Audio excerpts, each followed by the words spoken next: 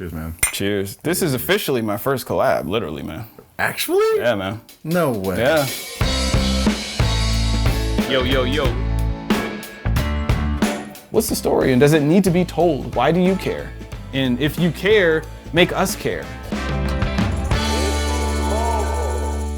What's up, Indy Mogul? My name is Ted, and welcome back. And today we're talking about microfilms and how to practice filmmaking. We're talking about discipline, attitude, and how to get better over time.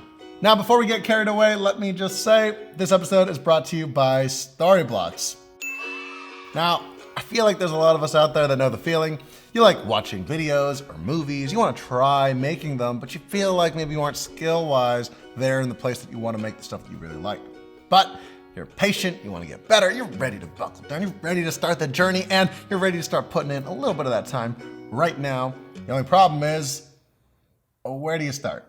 Do you watch a whole bunch of tutorials? Do you enroll in film school? Do you go on set? Do you find a mentor? The point is, in a world where there's like a million ways to learn filmmaking, how do you do it? And how do you make sure you aren't totally wasting your time making mistakes or trying to learn in all of the wrong places? Well, to find out, we flew on out to Tucson, Arizona to go visit my good buddy, Darious Britt.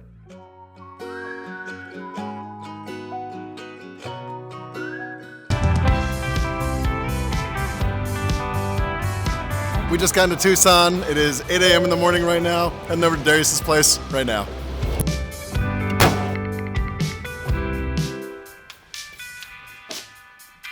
Yo! What's up? Ted! What'd it do, man? That's good, dude. How was the flight? It was good, dude. Let's go. Let's get it. Actually, the coolest background in any YouTube channel by far, without a doubt. Now, if you don't know who Darius is, he's basically a super good dude. Just a great guy. So I wanted to be a comic book artist till I was 23. Now y'all about to figure out how old the kid is, right? He's a filmmaker that runs this channel called D for Darius, where he not only teaches tutorials, but also he documents his personal growth as a filmmaker that gets better little bit by little bit every single day. Your goal is that simple. I need to learn something new every single day. And that right there is why I love Darius so much. Look, I'm just gonna come out and say it, but I feel like in the film industry, there's just a whole lot of bad energy, right? There's a whole lot of insecurity. There's a lot of people that are struggling to admit that they're still learning. And I think largely that comes from how competitive it is. Because it's so competitive, everyone wants to say that they know everything instead of admitting that they might not know something so that they're still eligible for all the jobs, all the gigs, to make sure that they're still competitive. Most people are still learning. Most people are trying to get better every single day, and Darius has been documenting his journey for over 5 years now. And honestly, most of what he's talked about are things that he's been able to learn by himself throughout his own journey, things that he notices, mistakes that he makes every single day from his YouTube videos 5 years ago, all the way up to his 2 most recent feature films. So, from a guy that's been documenting his journey since day one, from a guy that not only learns, but also has put himself out there so that we can watch and learn with him, how do you get better at filmmaking? No matter where you are, no matter who you are, starting now. Oh my gosh. Oh no, wait, it just starts speeding on this. Dude, my life is made right now. I've been waiting this entire trip for this moment right here. Now, this is just a small portion of our interview with Darius, but make sure you check out the full-length discussion in the podcast link down below. I started shooting a feature film, Unsound. Shot it. I was in the process of reshoots and about to start the festival circuit soon after that. And I was thinking, like, how in the world am I gonna market this film, you know? Like, and I'd gone to film school and nobody said, like, hey, yeah, you can do like some stuff on YouTube. No, it was like, yeah, you know, you make a short, you can just upload it on YouTube and share. And that was like the extent of the conversation. I didn't know there was this whole ecosystem like happening where you got Freddie W and, you know, other YouTubers like actually building communities and all of that. So I see this and 2 weeks in, I'm like, I just gotta do it, man. I just gotta do it. Tip 1, make a video and upload it. Now, this is gonna sound crazy, but you heard me. I'm saying make a video right now about anything and just upload it to the public. I made my first YouTube video and it got 20 views in a week and it stopped. And get this, I shared it on Facebook for all my friends and family, right? I know I got more than 20 friends and family, man. So that means my friends and family wasn't even checking it out. Look, regardless of what kind of content you want to make, you're gonna have to face the fact that you will have an audience. You're going to have an audience that will judge not only your work, but also you throughout the process. And guess what? There will come a time where not only are you unhappy about the work that's going to represent you, but when that happens, you also need to learn to be okay with it. It all boils down to what's your content, really, right? What are you creating and why? What's the value proposition for who you're creating it for? So certain types of videos lend themselves really well to like fancy transitions and things like that, and then other videos don't. So if you're making the types of content that doesn't require that thing, then I think forcing that on there just because you think that's what people want to see is not a good idea.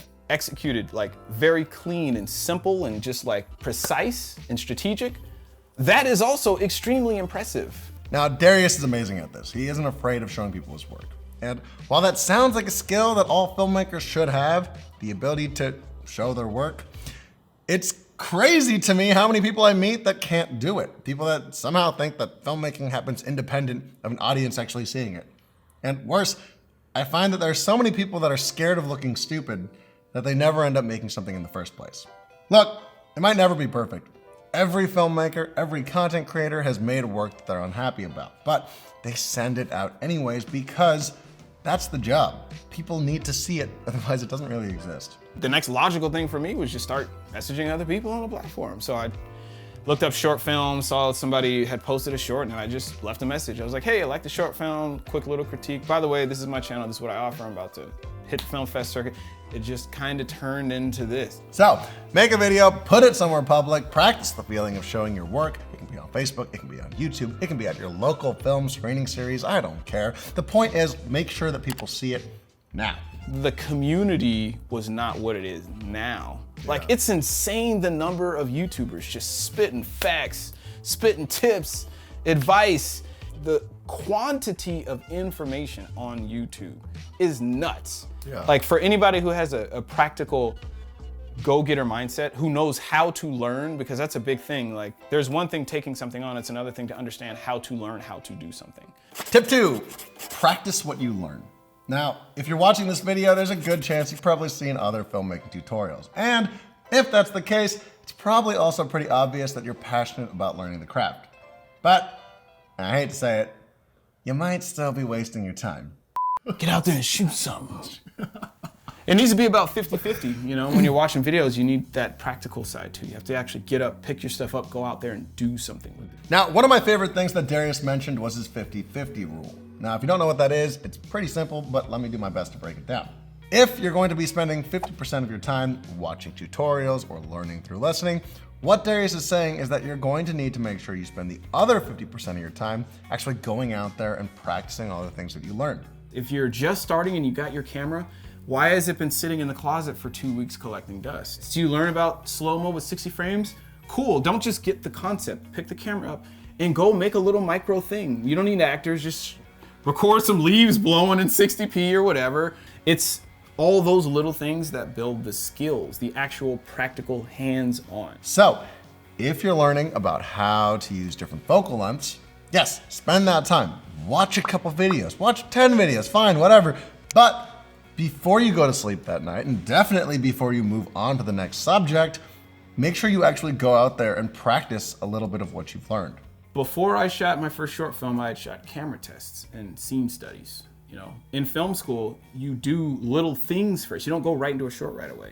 And then if you're learning about sound, you go and you do a sound exercise with just sound. Okay, now that you know how to record something, go out and record like 10 sounds and then cut them together. Try to make a story out of it, right? You have to pace yourself. Tip 3, pace yourself and set limitations. Look, I get it. You're enthusiastic. Believe me, I'm enthusiastic. But the next thing that Darius made a point of was to pace yourself and to set limitations on your journey. Keep it simple. Your first short, we all want to start with like a short, it's like the meaning of life, right? I mean, it's like, well, yeah, my first short film is going to be about this depression story about this guy who's thinking about committing suicide, and here's this deep like life lesson rolled into it, and we like to just do something too ambitious, both thematically and like in terms of execution, because they tend to be bloated with locations and things. Literally everyone's first film is some somber, dramatic movie about the meaning of life or mental health. And look, I'm not saying that it's impossible to practice or make a fantastic movie about either of those things. It's just when you're starting out, We all have this tendency to want to go for the biggest and baddest thing out there without actually realizing how much work it takes or how many skills we need to learn before we're actually able to get there.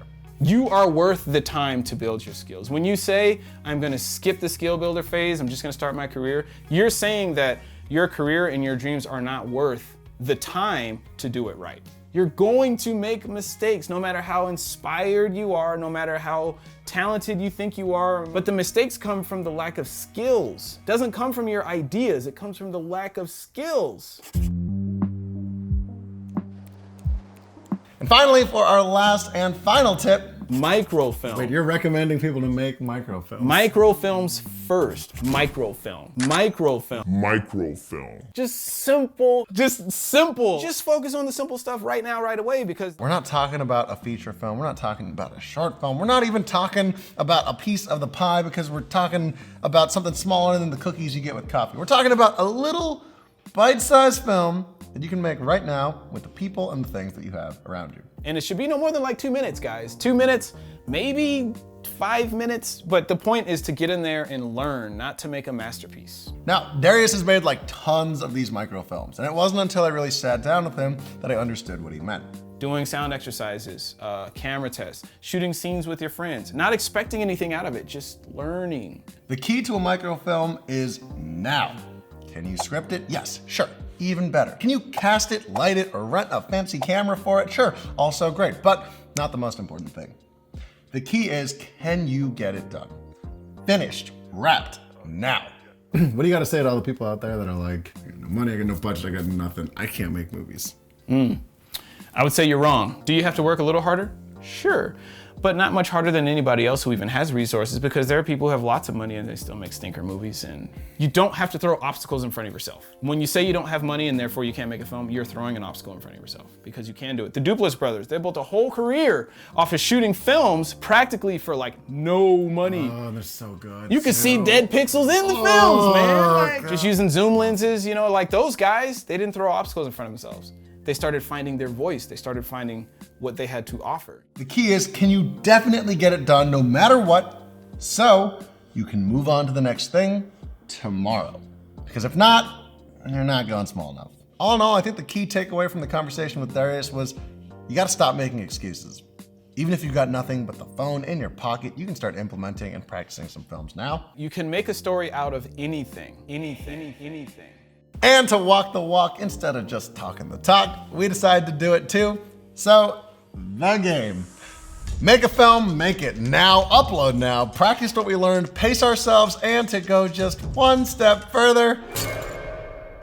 Alrighty, so if you are wondering why I'm on a stock footage website right now, we're gonna try to use only stock footage to tell this story, so, yep. Are you ready for this? So, the tool that we're going to be using is called Storyblocks. Now, yes, they sponsored this video, but also, yes, we've been using the site for a while now. So if you don't know what that is, Storyblocks is basically a stock footage site where you can go online, license, and download clips and footage from other filmmakers to use in your work. And they've got this membership where you can basically download as much footage as you want while you're on that subscription. So to really limit ourselves, we decided to see if we could make a film out of what they've got available. For the story, we were inspired by this Alan Watts quote that we heard a while ago. You'll hear it in the actual film, but it basically has to do with how the universe and you are connected, and even though you don't really know exactly how you're connected, that doesn't mean that you aren't connected in the first place, and that it isn't a great and wonderful thing. Again, sounds vague, sounds big, but in our case, this was the smallest story that we could tell, given that the footage didn't really have one protagonist. All right, Ted, give me an update. What are you looking at? Looking at some babies. Looking at some babies. I guess the problem here is that we're trying to find a baby that cuts with our main character girl. It's really hard to get these characters to match because no consistency here. So even though we didn't have one actress that could take us through the entire film, we did have a bunch of actresses growing up that looked as if they could have been the same person over time. So things like the baby growing up with the girl, with the woman, we could cut them all together and make it look as if one person is growing up. I think the next thing this thing really needs is some sound design, just to kind of tie everything together.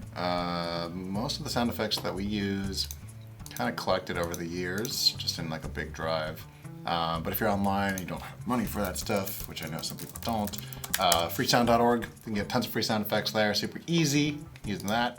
Things like the twinkling of stars and the wind chime in the beginning connect our real world to the universe.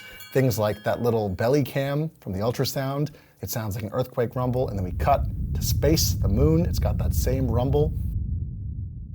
It's working. We just have to be a little bit more particular with our footage. Alrighty guys, I don't think I need to tell you what time of day it is, because you already know what time of day it is, but we've been working on this microfilm a la D for Darius, feeling pretty good about it, so without much further ado, here is the film.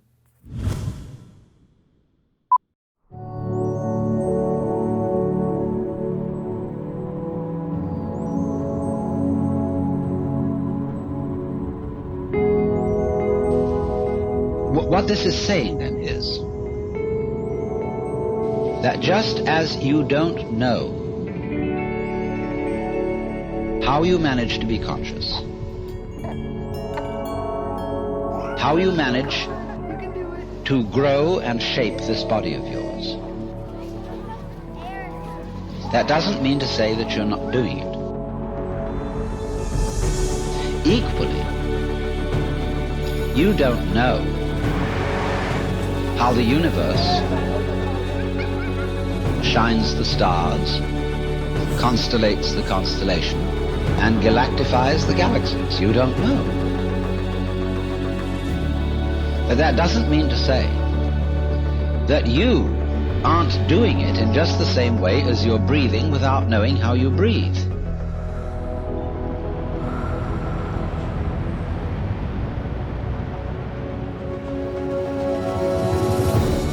So then, if that universal energy is the real me, we've got a marvelous system going.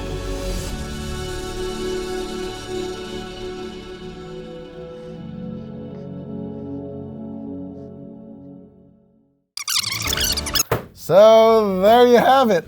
Honestly, all in all, pretty jazzed about this film. We definitely did not think that we could make a film out of entirely stock footage. I don't know if it's been done before. I'm sure it has, but I've never seen it done professionally. So honestly, it's an exercise that I totally recommend to people. I think as far as being able to practice and challenge yourself and be able to jump in, there's no excuses. So there you have it. There's your episode with Darious Britt on how to make microfilms and how to get a little bit better every single day. If you like this video, make sure you hit the like button, subscribe, hit that notification bell. This actually concludes our homecoming tour for Indy Mogul, so super excited if you've been watching us from the beginning of the comeback tour. It's good to see you. Thank you for staying tuned. And stay tuned because now that we're back in Los Angeles, we're actually gonna be bringing on some high-end people, some professionals. We got some friends that are drone pilots, aerial pilots. We've got some gimbal operators, Steadicam people, some people in the union, ASC, that are actually gonna be coming onto the show very, very soon. So, I'm glad to be back in LA. It's good to be here. And if you like this episode, make sure you find the full-length discussion in the podcast link down below. We talk about 3 exercises that Darius recommends for practicing filmmaking right now. There you have it. I'm Ted. Thank you for watching these episodes. We'll catch you in the next one. I checked out writing. I'm not a reader, man. I'll tell you right, I ain't no reader, man. I ain't no reader, man. All right? I ain't reading no books, man. I will read if it's something I want to know. Okay, I can read. I can read, all right?